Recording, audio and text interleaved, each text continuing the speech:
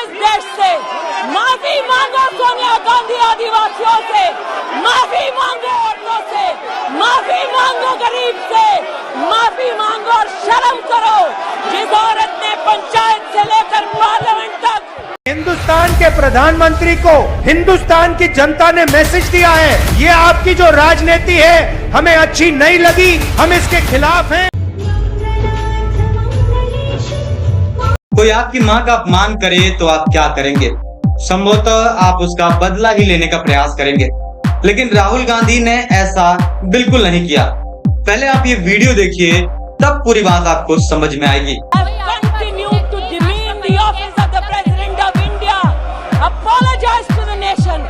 माफी मांगो इस देश से, माफी मांगो सोनिया गांधी आदिवासियों से, माफी मांगो औरतों से, माफी मांगो गरीब से, माफी मांगो और शर्म करो। जिस औरत ने पंचायत से लेकर पार्लियामेंट तक सम्मान के साथ इस देश की सेवा की, तुम्हारे पुरुष। ये वीडियो है 28 जुलाई 2022 की, जब स्मृति ईरानी ने भरी सभा में श्रीमती सोनिया गांधी का अपमान किया था। आप सोचिए, जो कांग्रेस जैसी पार्टी की मुखिया मानी जाती थी, उनका अपमान भरी सभा में किया जाए तो आपको कैसा लगेगा?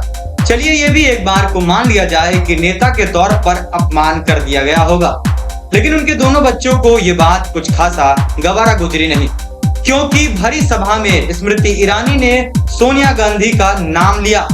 उन्होंने कहा कि सोनिया गांधी माफी मांगो, जवाब दो सोनिया गांधी। और फिर यही बातें राहुल गांधी और प्रियंका गांधी को कुछ खास समझ नहीं आई और उसी का बदला लिया गया। लेकिन इसके इधर एक खास बात और रही कि राहुल गांधी ने कभी भी स्मृति ईरानी को सामने से कुछ नहीं कहा, और इस ट्वीट ने तो और भी चीजें बदल दी। इस ट्वीट में उन्होंने स्मृति ईरानी का समर्थन किया। वो कैसे, जरा उसको भी सुन लीजिए। हम आपको इसका हिंदी वर्जन सुनाते हैं। ये ट्वीट इंग्लिश में आया है राहुल गांधी की तरफ से। राहुल गांधी लिखते हैं कि जीवन में हार जीत तो होती रहती है। मैं सभी से आग्रह करता हूं कि वे श्रीमती स्मृति ईरानी या किसी अन्य नेता के प्रति अपमानजनक भाषा का प्रयोग ना करें और बुरा व्यवहार करने से बचें। लोगों को अपमानित करना कमजोरी की निशानी है, ताकत की नहीं। ये ट्वीट करके राहुल गांधी ने ये निश्चित कर दिया कि वो कितने सुलझे हुए नेता हैं। तो चलिए आगे बढ़ते हैं। आपको बता दें, आपकी स्क्रीन पर ये वीडियो जो चल रहा है, इसको देखिए। ये राधिका और अनंत जो मुकेश अंबानी के सुपुत्र हैं, उनके शादी का है। वहां पर प्रधानमंत्री नरेंद्र मोदी पहुंचे। पहले आप ये वीडियो देख लीजिए, फिर आगे की बात आपको बताते हैं।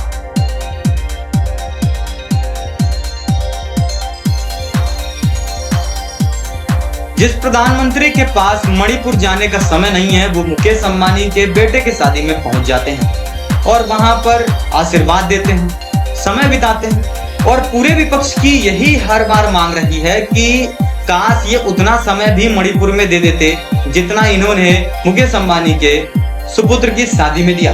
और शायद इन्हीं सब चीजों का परिणाम है कि अभी देश भर में उपचुनाव हुए, जहां पर बीजेपी का प्रदर्शन बहुत ही खराब रहा।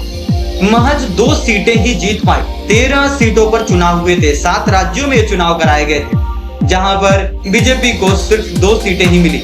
और इसके बाद भी कांग्रेस की तरफ से कई प्रतिक्रियाएं आई। तो आइए चलिए उनकी भी बात कर लेते हैं। राहुल गांधी की तरफ से लिखा गया, 7 राज्यों में हुए उपचुनाव के नतीजों ने स्पष्ट कर दिया है कि भाजपा द्वारा बुना गया भय और भ्रम का जाल टूट चुका है। किसान, नौजवान, मजदूर, व्यापारी और नौकरी पेशा समेत हर वर्ग तानाशाही का समूल नाश कर न्याय का राज्य स्थापित करना चाहता है।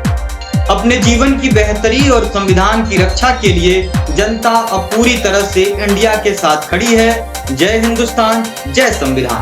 कांग्रेस अध्यक्ष मल्लिकार्जुन खड़गे ने क्या कहा, वो भी जरा सुन लीजिए। विधानसभा उपचुनाव के सकारात्मक परिणाम के लिए हम जनता के सामने नतमस्तक हैं। उन्होंने जहां जहां कांग्रेस पार्टी के उम्मीदवारों के लिए वोट किया, इसके लिए उनका तहे दिल से धन्यवाद व आभार। विपरीत परिस्थितियों में सभी कांग्रेस कार्यकर्ताओं की मेहनत और प्रयासों के लिए हम उनका अभिवादन करते हैं। ये जीत दर्शाती है कि जनता ने भाजपा के अहंकार, कुशासन और नकारात्मक राजनीति को अब सिरे से नकार दिया। यह मोदी शाह जी के गिरते राजनीतिक साख की भी प्रबल प्रमाण है। जय हिंद, जय संविधान। आपको बता दें कांग्रेस की तरफ से एक आरोप भी लगाया गया है जिसमें कहा गया कि वोटरों को वोट डालने से भी रोका गया। वो पूरी बात आप समझ लीजिए क्या है।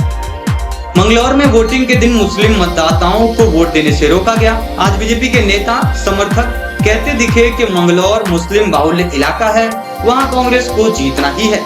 मैं उनसे पूछना चाहता हूं कि अगर ऐसा है तो कांग्रेस बद्रीनाथ और अयोध्या कैसे जीत गई? बीजेपी सिर्फ लोगों को आपस में लड़ाकर राजनीति कर रही है, इसलिए जनता उनको करारा जवाब दे रही है। ये पवन खेरा जी की बात है जो ट्विटर पर लिखी गई है। उपचुनाव और चुनाव के जो नतीजे आए उनको देखकर भी बीजेपी को समझना चाहिए कि स्थिति ठीक नहीं चल रही है, क्योंकि अगर ऐसा ही रहा तो काफी दिक्कत आ सकती है। ऐसे में कांग्रेस ने मोर्चा खोला हुआ है और वो लगातार अपने प्रत्युत्तर दे रहे हैं। आपकी बाई इलेक्शन पर क्या राय है कमेंट करके जरूर बताएं। धन्यवाद। फिलहाल इस वीडियो में इतना ही। वीडियो अच्छी लगी हो तो वीडियो को लाइक करें, चैनल को सब्सक्राइब करें।